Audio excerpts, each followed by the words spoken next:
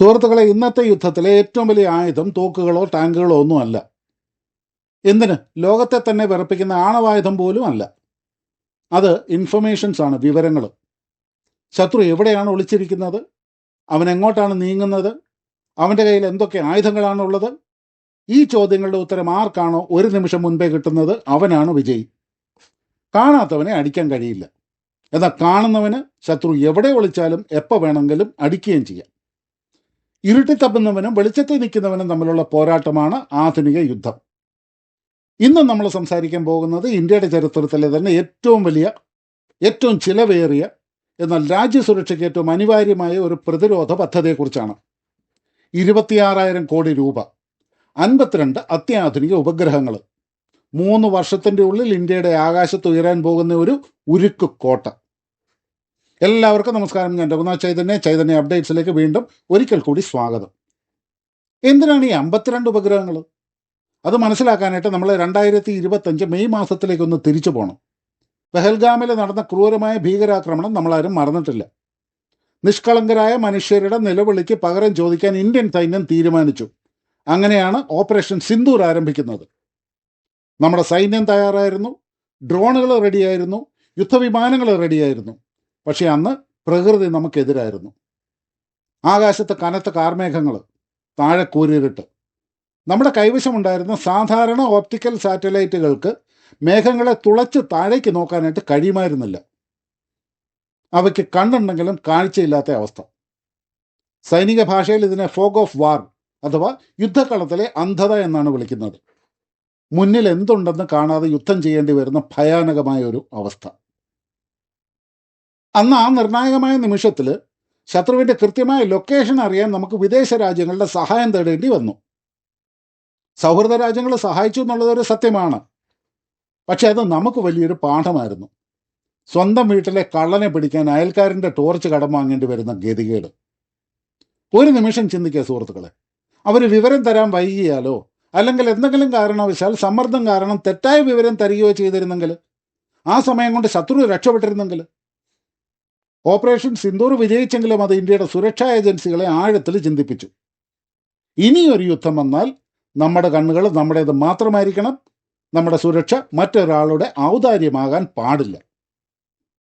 2029 പൂർത്തിയാക്കാൻ ലക്ഷ്യമിടുന്ന ഈ പദ്ധതിയിൽ ആകെ 52 ഉപഗ്രഹങ്ങളാണ് നമ്മൾ വിക്ഷേപിക്കാൻ പോകുന്നത്.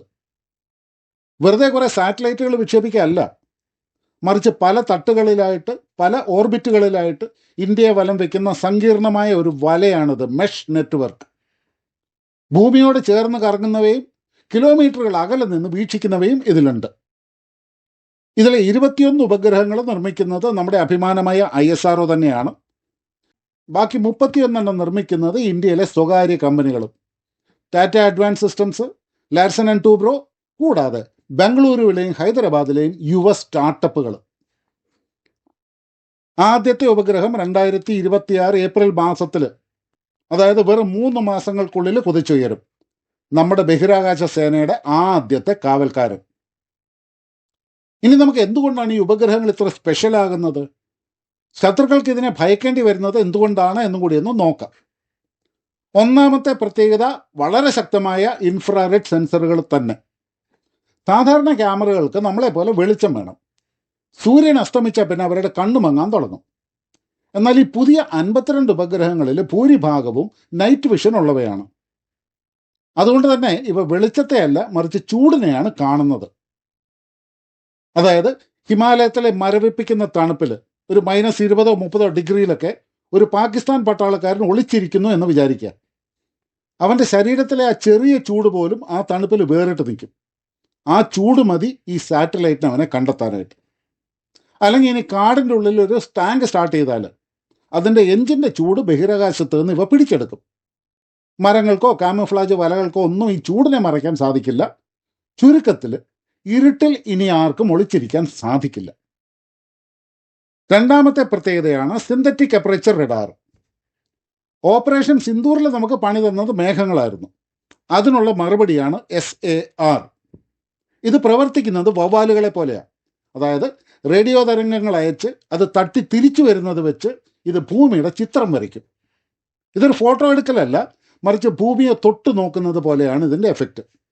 മഴയോ മഞ്ഞോ പുകയോ പൊടിക്കാറ്റോ ഒന്നും ഇതിനെ ബാധിക്കില്ല. 24 മണിക്കൂറും 365 ദിവസവും ഇത് ഉണർന്നിരിക്കും. ശത്രുക്കൾ ഇനി ഏതൊക്കെ പുകമറ സൃഷ്ടിച്ചാലും ഈ കണ്ണുകളുടെ മുമ്പിൽ അതെല്ലാം സുതാര്യമാണ്. ഒരു പക്ഷേ നിങ്ങൾ ചോദിച്ചേക്കാം, അതിനെന്തിനീ 52 എണ്ണം? 1-2 പോരെ, അല്ലെ 3-4 പോരെ? ഇവിടെയാണ് റീവിസിറ്റ് ടൈം എന്ന സാങ്കേതിക പദം വരുന്നത്. ഭൂമി കറങ്ങിക്കൊണ്ടിരിക്കുകയാണ്. ഒരു സാറ്റലൈറ്റ് ഇന്ത്യയുടെ മുകളിലൂടെ പോയി കഴിഞ്ഞാൽ അത് വീണ്ടും കറങ്ങി അവിടെ വരാനായിട്ട് പണ്ട് 6 മുതൽ 8 മണിക്കൂർ വരെ എടുക്കുമായിരുന്നു. യുദ്ധത്തിൽ 6 മണിക്കൂർ എന്ന് പറയുന്നത് ഒരു യുഗം പോലെയാണ്. ഈ 6 മണിക്കൂർ മതി ശത്രുവിന് എന്തും ചെയ്യാനായിട്ട്. മിസൈലുകൾ മാറ്റാം, സൈന്യത്തെ വിന്യസിക്കാം, ക്യാമ്പുകൾ മാറ്റാം. ശത്രുവിനറിയാം നമ്മുടെ സാറ്റലൈറ്റ് എപ്പോഴാണ് വരുന്നതെന്ന്. അവൻ അത് നോക്കി സാറ്റലൈറ്റ് പോകുന്നവരെ ഒളിച്ചിരിക്കും. എന്നാൽ ഈ 52 ഉപഗ്രഹങ്ങൾ വരുമ്പോൾ കഥ മാറും. ഒരു ഉപഗ്രഹം പോയി 10 മിനിറ്റ് കഴിയുമ്പോഴേക്കും അടുത്തത് വരും. ഇന്ത്യയുടെ അതിർത്തിയിലെ ഏത് സ്ഥലവും ഓരോ 10-15 മിനിറ്റിലും നിരീക്ഷിക്കാനായിട്ട് നമുക്ക് സാധിക്കും. ഒന്നും ഒളിച്ചു വയ്ക്കാൻ പറ്റാത്ത, എല്ലാം തുറന്നു കിടക്കുന്ന ഒരു യുദ്ധക്കളമായിട്ട് ഇത് മാറും. ഇനി ഈ സംവിധാനം എങ്ങനെയാണ് ഒരു ഭീഷണിയെ നേരിടുന്നതെന്നും കൂടെ നമുക്ക് വിശദമായിട്ടൊന്ന് നോക്കാം.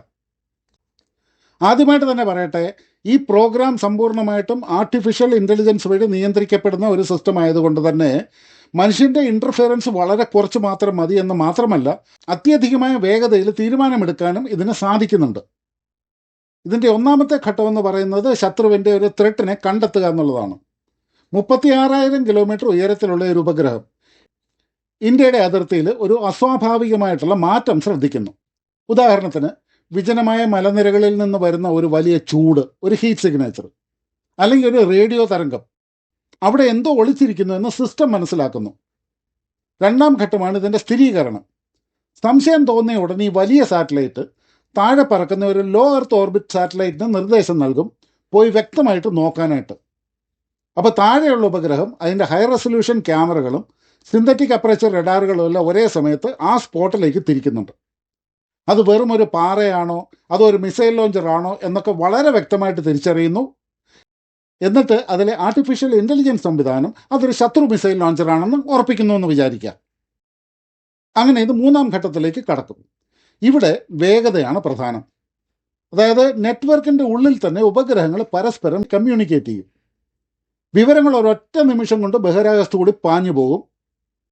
അങ്ങനെ ഈ ശൃംഖലയുടെ പുറത്ത് വിവരങ്ങൾ പ്രോസസ്സ് ചെയ്ത് സുരക്ഷിതമായിട്ടുള്ള എൻക്രിപ്റ്റഡ് ചാനലിലൂടെ ഇന്ത്യയിലെ കമാൻഡ് സെൻറ്ററിലേക്ക് അയക്കും. അങ്ങനെയാണ് ഡിസിഷൻ മേക്കിംഗ് എന്നുള്ള 4ാം ഘട്ടം ആരംഭിക്കുന്നത്. ഭൂമിയിലെ കൺട്രോൾ റൂമിൻ്റെ സ്ക്രീനിൽ അപായമണി മുഴങ്ങുന്നു. ആർട്ടിഫിഷ്യൽ ഇൻ്റലിജൻസ് എല്ലാ വിവരങ്ങളും വിശകലനം ചെയ്ത് കമാൻഡറോട് പറയുന്നു, target verified, ready to engage, ലക്ഷ്യം സ്ഥിരീകരിച്ചു, ആക്രമിക്കാൻ തയ്യാർ. അപ്പോൾ മനുഷ്യനായ കമാൻഡർ അവസാനഘട്ട പരിശോധന നടത്തി ആക്രമണത്തിലുള്ള അനുമതി നൽകുന്നു. അങ്ങനെ ഇത് 5ാം ഘട്ടത്തിലേക്ക് പോകുന്നു, നടപടി. കമാൻഡർ ഫയർ കൺട്രോൾ കൊടുത്തതിന് ശേഷം കിലോമീറ്ററുകൾ അകലെ അതിർത്തിയിൽ കാത്തു നിൽക്കുന്ന ആയുധങ്ങൾക്ക്, മിസൈലുകളോ ഡ്രോണുകളോ ഒക്കെ ആകാം, ശത്രുവിൻ്റെ കൃത്യമായ ലൊക്കേഷൻ കോർഡിനേറ്റ്സ് കൊടുക്കുന്നുണ്ട്. മിസൈൽ കുതിച്ചു കയറുന്നു, ലക്ഷ്യം തകർക്കുന്നു.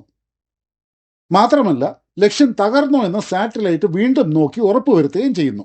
അതിനെ ഡാമേജ് അസസ്മെൻ്റ് എന്ന് പറയും. അങ്ങനെ ഈ ത്രെട്ട് കണ്ടെത്തുന്നത് മുതൽ തകർക്കുന്നത് വരെയുള്ള ഈ പ്രക്രിയ വെറും ഏതാനും മിനിറ്റുകളുടെ ഉള്ളിൽ അവസാനിക്കുന്നു. ഇത് കരയിൽ മാത്രമല്ല, ഇന്ത്യൻ മഹാസമുദ്രം ലോകത്തിൻ്റെ തന്നെ വാണിജ്യപാത. ഇവിടെ ചൈനയുടെ അന്തർവാഹിനികൾ ഏത് നേരം ഒളിഞ്ഞു നോക്കാറുണ്ട്. വിശാലമായ കടലിൽ അവയെ കണ്ടെത്തുക എന്ന് പറയുന്നത് ഏതാണ്ട് വൈക്കോൽ കൂനയിൽ ഒരു സൂചി തിരയുന്ന പോലെയാണ്. പക്ഷെ 52 കണ്ണുകൾ ആകാശത്തുള്ളപ്പോൾ സമുദ്രത്തിൻ്റെ ഉപരിതലത്തിലെ ചെറിയ ഓളങ്ങൾ പോലും നമുക്ക് വ്യക്തമായിട്ട് കാണാൻ സാധിക്കും. ചൈനയുടെ കപ്പലുകൾ മലാക്ക കടലിടുക്കിലൂടെ പ്രവേശിക്കുമ്പോൾ തന്നെ നമ്മുടെ നാവികസേനയ്ക്ക് വിവരം ലഭിക്കും. പിന്നെ ഈ പദ്ധതിയുടെ മറ്റൊരു വിജയം ആത്മനിർഭർ ഭാരത് തന്നെയാണ്. അതായത് 26,000 കോടി രൂപയും ചെലവാക്കുന്നത് ഇന്ത്യയിൽ തന്നെയാണ്. നമ്മുടെ സ്വകാര്യ കമ്പനികൾ വളരുന്നു, നമ്മുടെ ചെറുപ്പക്കാർക്ക് തൊഴിൽ കിട്ടുന്നു. അതായത് അമേരിക്കയ്ക്ക് സ്പേസ് എക്സ് ഉള്ളതുപോലെ ഇന്ത്യക്കും സ്വന്തമായിട്ട് ബഹിരാകാശ ഭീമന്മാർ ധാരാളമായിട്ട് വളർന്നു വരികയാണ്. നമ്മുടെ പണം നമ്മുടെ നാട്ടിൽ തന്നെ നിൽക്കുന്നു, ഒപ്പം അത്യാധുനിക സാങ്കേതിക വിദ്യ നമുക്ക് സ്വന്തമാകുന്നു. സുഹൃത്തുക്കളെ, യുദ്ധം ഒഴിവാക്കാനുള്ള ഏറ്റവും നല്ല മാർഗം യുദ്ധത്തിന് തയ്യാറായിട്ടിരിക്കുക എന്നുള്ളത് തന്നെയാണ്. ഇതിനെയാണ് പീസ് ത്രൂ സ്ട്രെങ്ത് എന്ന് പറയുന്നത്. ബലമില്ലാത്തവനെ ആരും ബഹുമാനിക്കില്ല. 2029 ആകുമ്പോൾ ഇന്ത്യയുടെ ആകാശത്ത് 52 ശക്തരായ കാവൽക്കാരുണ്ടാവും. അവർക്ക് ക്ഷീണമില്ല, അവർ ഉറങ്ങില്ല, അവർ കണ്ണു ചിമ്മില്ല. നമ്മുടെ ഡിഫൻസ് സ്പേസ് ഏജൻസിയുടെ കീഴിൽ ഒരു പുതിയ ഇന്ത്യ ഉണരുകയാണ്. ഓപ്പറേഷൻ സിന്ദൂർ നമ്മളെ പഠിപ്പിച്ച പാഠം ഉൾക്കൊണ്ട് സ്വന്തം കാലിൽ നിൽക്കുന്ന, ആരെയും ആശ്രയിക്കാത്ത ഇന്ത്യ. ഇനി ഇരുട്ടിൻ്റെ മറവിലോ മേഘങ്ങളുടെ അപ്പുറത്തോ ഒളിക്കാനായിട്ട് ശത്രുക്കൾക്ക് കഴിയില്ല. കാരണം മുകളിലെ നക്ഷത്രങ്ങളുടെ ഇടയിൽ ഇന്ത്യയുടെ കണ്ണുകൾ തുറന്നിരിപ്പുണ്ട്. സുരക്ഷിതമായ ഒരു ഭാവിക്കായിട്ട്, ശക്തമായ ഒരു ഭാരതത്തിനായിട്ട്. വീണ്ടും നല്ലൊരു വിഷയമായിട്ട് കണ്ടുമുട്ടാം സുഹൃത്തുക്കളെ. അതുവരെ എല്ലാവർക്കും നന്ദി, നമസ്കാരം. ജയ് ഹിന്ദ്, ഭാരത് മാതാ കി ജയ്.